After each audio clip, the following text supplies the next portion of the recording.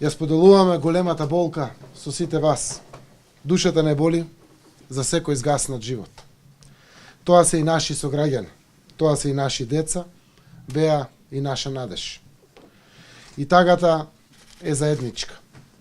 Зборовите за утеха во вакви моменти тешко се наоѓаат, зашто нема утеха за срцата кои тагуваат посаканите.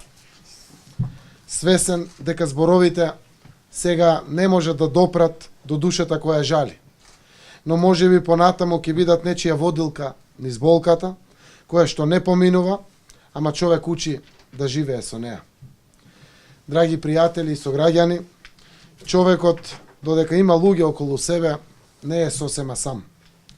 И дојдов да ви кажем дека загубата е ненадоместлива, но не сте сами. И нема да ве оставиме сами. Духовно сме со вас и ќе бидеме секако со вас. А ќе бидеме со вас и во иднина. Преземаме обврска да помогнеме на семејствата со возможното и за тоа лично ќе се заложам. Исто така како влада и како надлежни органи, ве уверувам дека ќе сториме се за да ги расветлиме причините за трагичната несреќа. Денешниот и утрешниот ден ги прогласивме за денови на жалост во целата наша држава и молитвите на сите граѓани во нашата држава се упатени кон покој на загинатите сограѓани. Нека почиваат во мир вашите сакани и нашите сограѓани.